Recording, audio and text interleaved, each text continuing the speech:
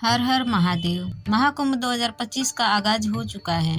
ऐसे में सबके मन में यही सवाल आ रहा है कि महाकुंभ में रुकने की क्या व्यवस्था है, वो कैसे त्रिवेणी संगम तक पहुंच पाएंगे, त्रिवेणी संगम में स्नान करने की क्या व्यवस्थाएं हैं। तो आज का वीडियो लेटेस्ट अपडेट के साथ उन लोगों के लिए है जो एक दिन में त्रिवेणी संगम तक पहुंचना चाहते हैं और स्नान करना चाहते हैं। तो वो कैसे स्नान कर सकते हैं, उनको कौन से रेलवे स्टेशन पर आना होगा और रेलवे स्टेशन से कैसे वो त्रिवेणी संगम तक पहुंच पाएंगे, कौन कौन सी सुविधाएं मिलेंगी और कैसे वह एक दिन में प्रयागराज महाकुंभ 2025 ज्यादा से ज्यादा घूम पाएंगे। ये सारी जानकारी आपको आज की इस वीडियो के माध्यम से मिलने वाली है, तो वीडियो में आखिरी तक बने रहिए। दोस्तों, महाकुंभ प्रयागराज 2025 में आने के लिए सबसे अच्छा और सबसे आसान तरीका है ट्रेन के द्वारा। आप ट्रेन द्वारा बहुत ही आसानी से प्रयागराज आ सकते हैं और प्रयागराज में 9 स्टेशन है। 9 स्टेशन के लिए आपको आपके शहर से ट्रेन मिल जाएगी, जिनमें से Prayagraj junction, Subedarganj junction, Naini junction,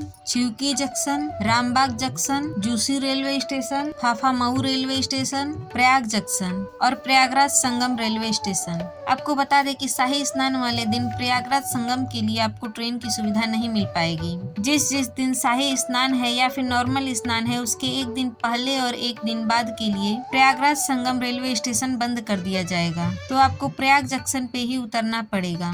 तो चलिए अब जान लेते हैं स्नान के बारे में। तो महाकुंभ में 2 तरह के स्नान होते हैं, एक नॉर्मल स्नान होता है और एक शाही स्नान होता है। तो जिस दिन शाही स्नान है, उस दिन महाकुंभ में बहुत ज्यादा भीड़ होगी और इस दिन आपको स्नान करने के लिए 2 से ढाई घंटे का वेट भी करना पड़ेगा। अगर आप त्रिवेणी संगम में स्नान करना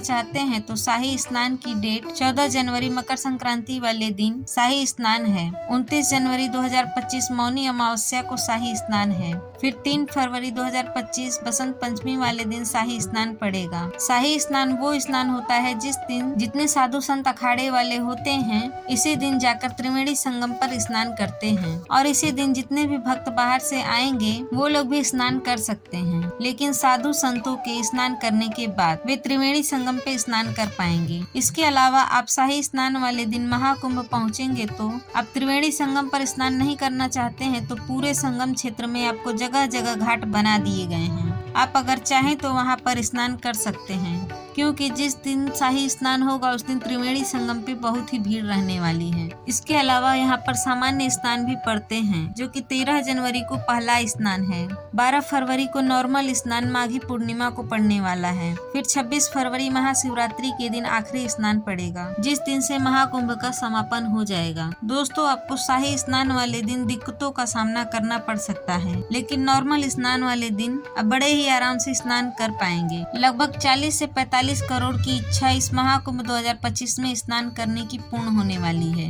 ये कुंभ आसान नहीं है, प्रशासन सरकार ने बहुत ही व्यवस्थाएं की हैं। महाकुंभ आसान नहीं है, इतनी ज्यादा भीड़ मैनेज करने के लिए सरकार को भी बहुत सारे दिक्कतों का सामना करना पड़ता है। तो थोड़ी सी दिक्कत का सामना तो आपको भी करना पड़ सकता है, क्योंकि आप कहीं टूरिस्ट प्लेस पे नहीं आ रहे हैं, एक धार्मिक मेले में आ रहे हैं, जहाँ पे करोड़ों श्रद्धालु पहुँचते हैं और सभी लोग चाहते हैं कि वहाँ पहुँचने के बाद उनके स्नान हो जाएं। इसीलिए सबसे सही तरीका आपको ट्रेन के द्वारा आना है और सुबह सुबह जिस किसी भी रेलवे स्टेशन के लिए आपको ट्रेन मिलती है, आप उस स्टेशन पे आएंगे। सबसे पहले तो सुबह सुबह आप जिस ट्रेन से आएंगे तो आप अपनी ट्रेन में ही आप फ्रेश हो लें, ताकि जब आप त्रिवेणी घाट पर पहुँचे तो वहाँ पे फ्रेश होने के लिए आपको दिक्कतों का सामना ना करना पड़े, क्योंकि वहाँ पे वॉशरूम वगैरह बहुत बनाए गए हैं, लेकिन भीड़ की वजह से गंदगी भी देखने को मिल सकती है। आपको साफ सफाई ना के बराबर ही मिलने वाली है, क्योंकि गवर्नमेंट कितनी भी व्यवस्थाएं कर ले, लेकिन जो लोग आते हैं वो जगह जगह पर कूड़ा जरूर फेंकेंगे, वॉशरूम जाएंगे तो पानी भी नहीं डालेंगे। ये सारी चीजें आपको देखने को मिलेंगी, तो आपको सुबह सुबह ट्रेन में ही फ्रेश हो जाना चाहिए। इसके बाद जिस स्टेशन पे आप आएंगे, स्टेशन से बाहर निकलने के बाद सबसे पहले आपको त्रिवेणी घाट संगम के लिए ई रिक्शा बुक कर लेनी है। ई रिक्शा द्वारा आ जाना है। आप त्रिवेणी संगम के नजदीक 2 किलोमीटर के सर्कल में पहुँच जाएंगे। फिर 2 किलोमीटर के सर्कल में आपकी किधर से भी आ रहे हो, आपको पैदल ही चलना पड़ेगा। त्रिवेणी घाट पहुंचने के बाद आपको सबसे पहले स्नान करना है। तो स्नान करने के लिए आपको वहाँ पे त्रिवेणी घाट मुख्य रूप से जो जगह है बाहर साइड में ही स्नान कर लेना चाहिए, क्योंकि भीड़ बहुत ज्यादा होगी। त्रिवेणी संगम पे स्नान करने के बाद फिर वहाँ से बाहर आके आप चले जाइए हनुमान जी के दर्शन करने। यही पास में ही त्रिवेणी संगम के पास लेटे हुए हनुमान जी का मंदिर है, वहाँ दर्शन करिए और दर्शन करने के बाद आप चले आइए अच्छे वट में। अच्छे वट में आप दर्शन करिए और उसी के बाद एक अच्छे मंडप मंदिर बना हुआ है, वहाँ जाके आप दर्शन कर लीजिए। इन तीनों में दर्शन करने के बाद आप चले आइए अखाड़ा क्षेत्र में। अखाड़ा क्षेत्र जाइए, सभी साधु संतों के दर्शन करिए। अगर आप एक दिन के लिए महाकुंभ आते हैं तो आपको अखाड़ा क्षेत्र जाके विजिट जरूर करना चाहिए। मुख्य अखाड़ा क्षेत्र जहाँ पे बड़े बड़े अखाड़े हैं। अगर आप प्रयागराज आते हैं तो मंदिर जितने बने हुए हैं आप उसको भी विजिट कर सकते हैं। आप इन 3 मंदिरों के बाद अखाड़ा क्षेत्र विजिट करिए, क्योंकि मंदिरों पे दर्शन तो आप बाद में भी कर सकते हैं। उसके बाद जितनी भी समय की आपकी ट्रेन हो वापसी के लिए, उससे 2 घंटे पहले अखाड़ा क्षेत्र से आप निकल जाइए, क्योंकि जाम की वजह से रेलवे स्टेशन तक पहुँचने में भी दिक्कतों का सामना करना पड़ सकता है। तो आप अपने रेलवे स्टेशन के लिए 2 घंटा पहले ही अखाड़ा क्षेत्र छोड़ दीजिए। तो इस हिसाब से आप भी महाकुंभ 2025 एक दिन का प्लान कर सकते हैं। वीडियो पसंद आया हो तो वीडियो को लाइक जरूर करिए।